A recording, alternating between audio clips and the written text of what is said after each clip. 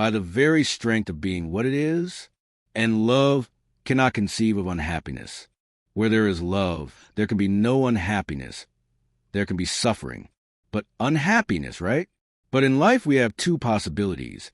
Either we suffer the pain of loving and are happy, or we suffer the pain of not loving and are unhappy our whole lives. That's why Jesus went up to the mount one day, to tell his friends the great meaning of happiness. And certainly the disciples were waiting for a magic formula, just like we hear all the time today in the world. Formulas for happiness that are absolutely easy. One thing worries me about this formula for happiness.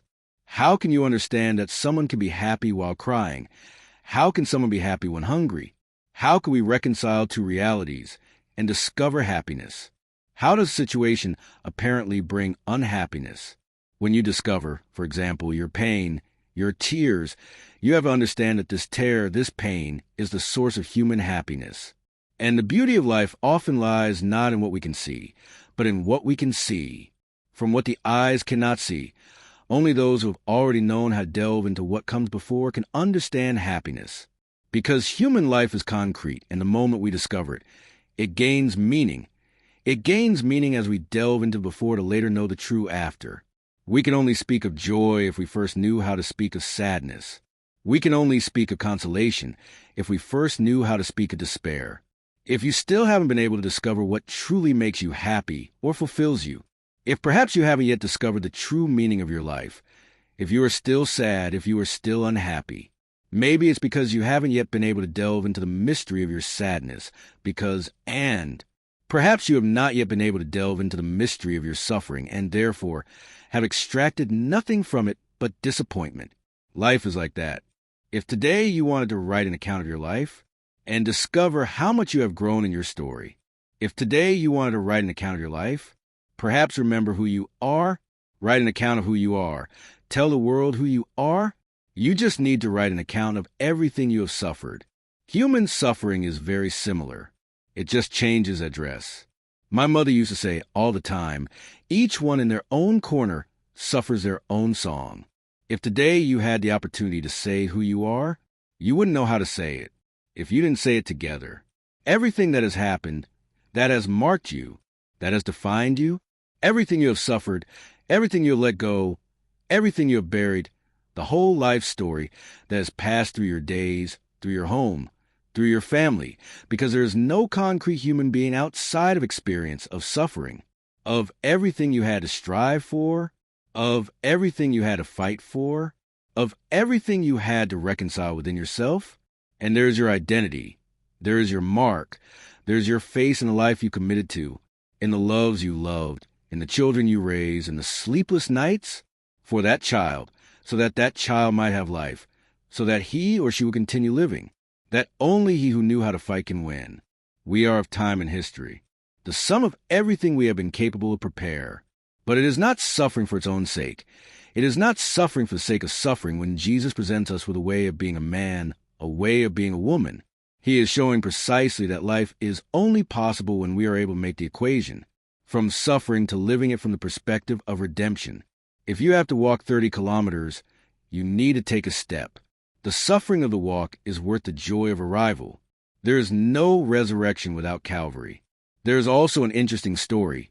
They say that in the American area, as time goes by, the nails become curved and the beak becomes curved, and it loses its hunting power. It loses its hunting power precisely because the claws can no longer hold the prey. The beak can no longer eat properly. So, at that moment, after having lived a good part of its life, it has to make a decision. So, it takes refuge in the heights, the rocks on the cliffs, and there it goes through a painful process that consists of standing in front of a wall and beating its beak. Keep beating your beak until it starts to hurt, until it starts to bleed, and until that beak falls off.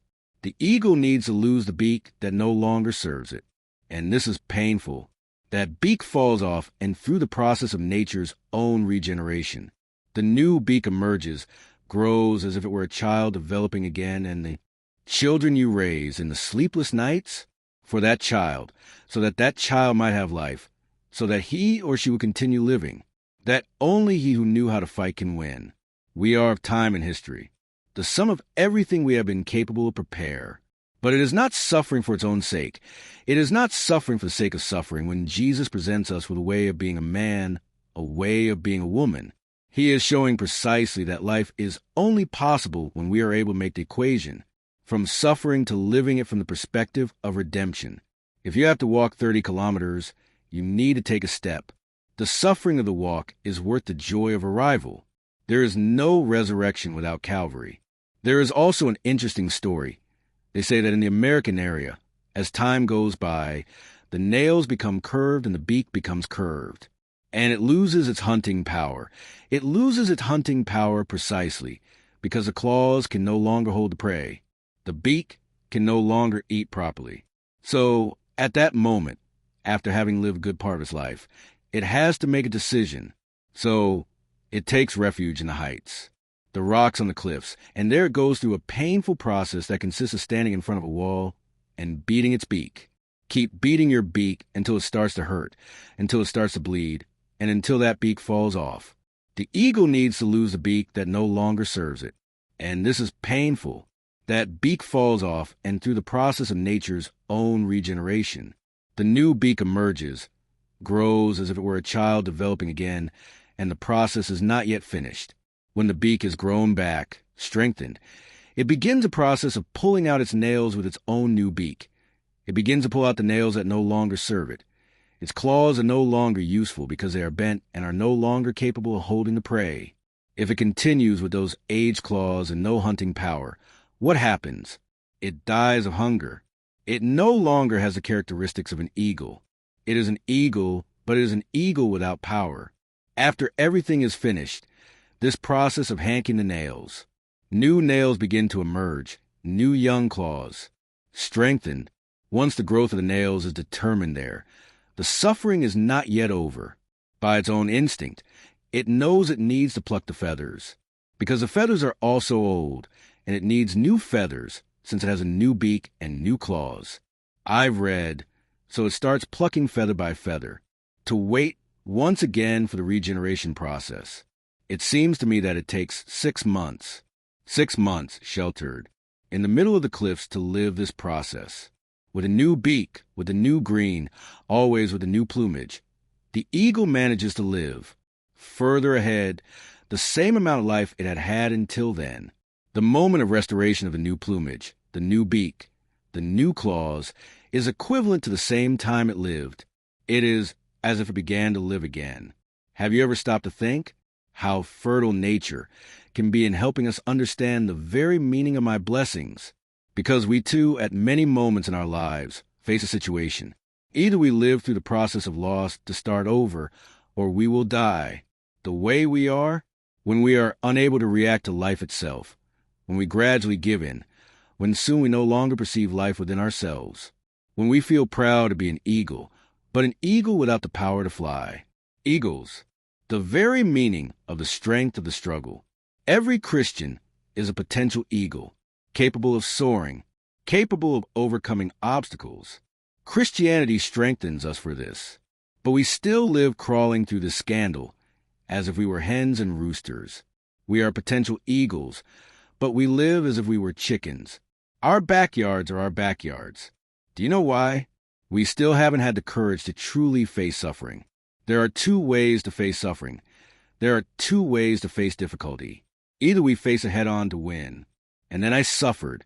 We take on the suffering of the struggle to overcome that hour, just as the eagle is capable of overcoming the suffering of removing the old nails, the old beak, changing the plumage. Or will we spend our whole lives lamenting that we don't know and can no longer hunt? Or do we face the suffering of redemption? This suffering that transforms is that suffering of the daily decision of waking up, of deciding. Today God wants me standing. Today God wants me alive. Today God wants me fighting. Or else we will succumb more and more each day and will become apathetic. We will become lifeless, thinking we are eagles, when, in truth, we only have the appearance of an eagle, but we are not yet transformed by the power of restoration that life demands of us. We have not yet discovered the strength that lies in the specificity of what God asks of us. The Beatitudes are here to demonstrate that we can only arrive. The beauty of the after, if we know how to live the renunciation, the sacrifice, the struggle of the now, you experience this in your life. How many young people today, for example, who are experiencing the great difficulty of the entrance exam? They don't pass, they don't pass, they don't pass. It's not because now the entrance exam is presenting itself as Mons. It's because the entire educational process was lived in a haphazard way by the vast majority. They didn't know how to live the sacrifice of that moment. They didn't know how to live the commitment of that class that will make a difference in the final result when he has to give answers. A bad student doesn't become one overnight. No one becomes an alcoholic overnight. No one arrives destroying their home overnight. It's little by little that we let go of our commitment. Families and social situations today are increasingly destroyed. It's not because we made a decision overnight. It's not because we gradually decided to destroy ourselves. When we realize that life is becoming unhappy, when we become incapable of living the human fulfillment that is God's plan for all of us, God doesn't want anyone frustrated. God doesn't want anyone disappointed. God doesn't want anyone relegated to the margins of society. But God wants us to stand. But this standing requires that we make an effort, that we have commitment in our daily lives. I keep thinking, the great danger we have of reaching death one day without having accomplished 50% of what we could have done in life. And you can see that, generally, those who are afraid of dying are people who don't know how to live. Those who are afraid of dying, generally, they don't know how to live. Because those who live well, those who commit themselves to what they need to commit themselves to are not afraid of death. They make life a real experience. There are people who live rehearsing. They live life as if, and you can see that, generally, those who are afraid of dying are people who don't know how to live. Those who are afraid of dying usually don't know how to live. Because those who live well are those who commit to what they need to commit to and aren't afraid of death. They make life a real experience. There are people who live rehearsing. They live life as if it were a rehearsal. Tomorrow I'll do it. Tomorrow I'll forgive. Blessed are those who don't put it off until tomorrow. They say, blessed are those who know how to discover the beauty of being happy now. Blessed are those who discover that happiness isn't tomorrow, but now, the experience itself. Doing it. Happiness happens tomorrow. I'm already there. Is there any other way like this? The very experience of preparing for the feast is already a way of experiencing the beauty of faith. That's why those who wait too long for the feast are disappointed with it later. They live in a rush. They just keep thinking about what will be. Just keep thinking about what will be. Don't you realize that what you're experiencing is already beautiful? Is it already worth it? So, when the party arrives and passes, and it turns out that that was all you weren't able to discover, preparing the party was already a way of being, that there was already a hidden joy in every moment of the preparation, because our house is full of little packages, full of small hidden joys, because sometimes we think that this great happiness will be in a big final package. We'll go through a place, and the happiness of saying no arrives.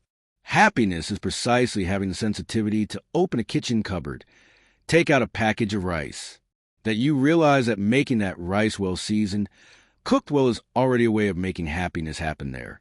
It's not just for it to taste good later. It's not the process of making it, the dedication there. If you observe the process of making it, you know that everything there is details, being placed. Then you discover that happiness is small and that it becomes great as we put one thing into another. Is there a way to be happy? It's not a magic recipe, but it's the attitude of each hour, the attitude of each moment. You strive to achieve a final result. The athlete, for example. What differentiates an athlete? Gold medal, silver medal? Sometimes, my friends, 5 seconds, thousandth of a second. They came out ahead by a difference of thousandths of a second. And do you know what makes the difference in the end? Sometimes 5 minutes, 10 minutes more training per day. Look, all this in the South makes a difference in the excuse. This weekend I'm going to enjoy it. Then I'll start. And then we fool ourselves, and we only get to the first part. We remain poor. We remain miserable. We remain petty. We remain sick. We remain bored. We remain humiliated. We remain dead. We remain the tomb because we stopped living with perspective of victory. Because we lack the heroic courage to beat our beak against the cliff and let what is no longer ours fall. It's like someone who has a family member die and who doesn't accept death. You keep living as if that person exists. The suffering extends throughout your entire life. You are unable to say goodbye. You are unable to bury. You are unable to understand that people die. The more tragic death is, we need to free ourselves from it. We will suffer, but we will suffer so that healing can happen within us. We will bury what needs to be buried. This is what maturity consists of. It's like a boyfriend who ends up in someone who doesn't a person who spends his entire life unable to say goodbye, unable to bury, unable to understand that people die, no matter how tragic the death. We need to free ourselves from this. Someone died, we will suffer, but we will suffer so that healing can happen within us. Let's bury what needs to be buried. That's what maturity consists of. It's like a boyfriend who breaks up, who can't accept that the relationship is over. Continue to grieve tenderly for the boyfriend who won't come back. And there are many people who live in agony today because they don't know how to let people go, don't know how to let people go. Longing. It's the setback of a bar. It's like setting up a room for a child who has already died. Look how sad it is. Making life an eternal wait for someone who will never return. And those who wait for what is impossible are already happy in the small ways, unhappy in the small parts. Because the myth of life is that we discover it. It didn't work out, but now we can go further. Those who like to point out what didn't work are unhappy people. Those who like to point out what didn't work are those petty people. And we are full of people like that around us. How often are we like that in other people's lives? We don't open our mouths to show that things are fine. We only open our mouths to show that things are bad. How many times do we do this in our own lives? And this is a constant reminder to others that they are worthless. You can only point out someone else's poverty if you have a wealth to present to them.